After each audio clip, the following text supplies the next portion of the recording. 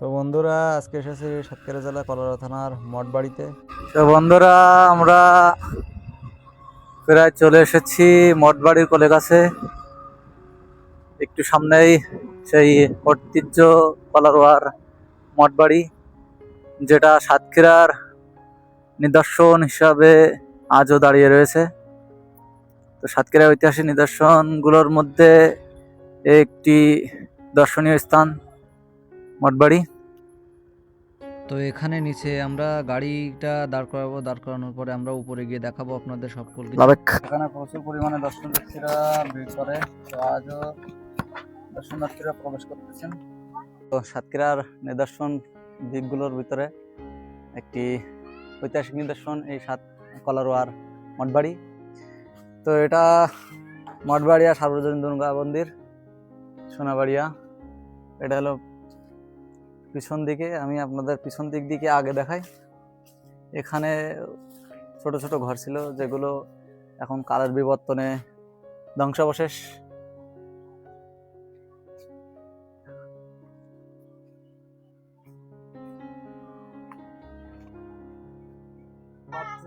তো এ পাশে আপনার পূর্ব সাইড মানে বসো। তো বন্ধুরা, আগে এখানে বন্ধ ছিল, এখন হয়তো এলাকাবাসীরা এসে ভেঙে দিয়েছে। চলুন ভিতরে প্রবেশ করি। তো আমরা দোতলায় গিয়ে আপনাদের দেখানোর চেষ্টা করব।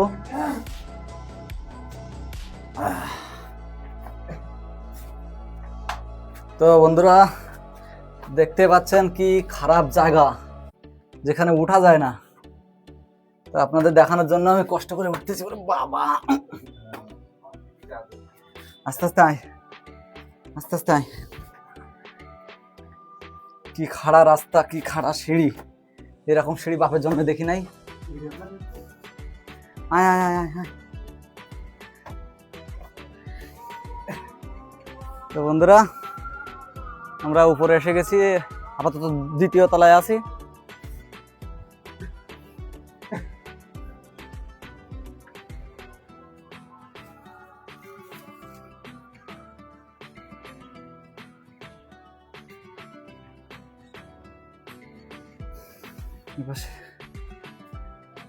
বন্ধুরা, এখানে সম্ভবত কোনো মূর্তি ছিল, কিংবা কি আছে কি নাই আমরা সঠিক বলতে পারবো না।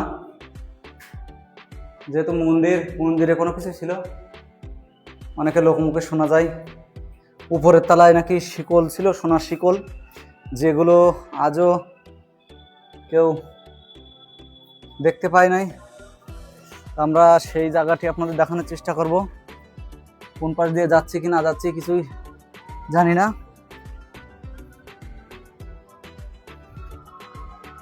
বন্ধুরা, যেখান দিয়ে আরেকটা সিঁড়ি,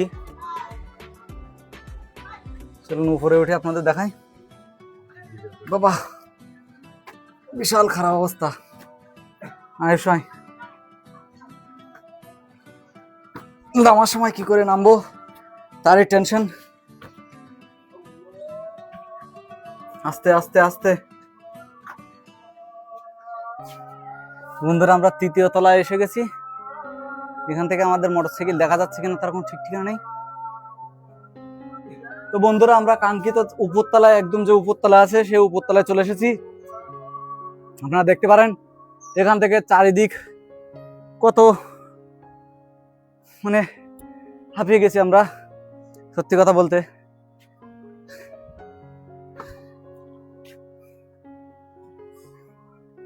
এটা অনেকে আপনার ড্রোন দিয়ে দেখায়, যে আগে ওঠা যায়, তো তখন মোবাইলের চলাচল এতটা ছিল না। আগে দেখে যেত মানুষ, আর এখন ড্রোন দিয়ে উপর থেকে ভিডিও করে, যার কারণে তাদের এত কষ্ট পোহাইতে হয় না। তো আমাদের অনেক কষ্ট হলো উঠতে গিয়ে, কারণ নিচের সিঁড়ির অবস্থা আরো খুব খারাপ। তো চলেন আপনাদের দেখাই যে সোনার শিকলটা কোথায় ছিল। তো সোনার শিকল এই স্থানে ছিল। দেখুন ওই যে উপরে যে জায়গাটা দেখা যাচ্ছে, এখানে নাকি সেই সোনার শিকলের আংটা ছিল। তো ঘটনা কতদূর সত্যি কি না সত্যি আমরা সঠিক বলতে পারবো না। তো এখান থেকেই দেখুন পুরো জায়গাটা যেহেতু বন্ধু আমাদের ড্রোন নেই, সেহেতু আমরা আপনাদের ড্রোন শট দিতে পারলাম না, তো তার জন্য আন্তরিক দুঃখিত। তো চলুন এ পর্যায়ে আপনাদের কিছু ঐতিহাসিক কথা বলি এ বিষয়ে। তো শোনা যায় বহু বছর আগে, প্রায় 200 থেকে 300 বছর পূর্বে এই এলাকায় একদল হিন্দু সাধু সন্ন্যাসী এসে বসবাস করা শুরু করেন। তখন জায়গাটি ছিল নির্জন ও বনাঞ্চলপূর্ণ। তারা এখানে ধ্যান সাধনার জন্য একটি আশ্রম তৈরি করেন, যা পরে ধীরে ধীরে মঠবাড়ি হিসেবে পরিচিত পায়। স্থানীয়ভাবে বিশ্বাস করা হয় এক সাধু স্বপ্নদেশ পান, এই স্থানে মন্দির স্থাপন করলে ধর্মীয় কল্যাণ হবে। সেই বিশ্বাস থেকেই মঠের ভিত্তি গড়ে ওঠে। তো জমিদারদের ভূমিকায় পরবর্তীতে এলাকায় হিন্দু জমিদাররা এই মঠের উন্নয়নে এগিয়ে আসেন।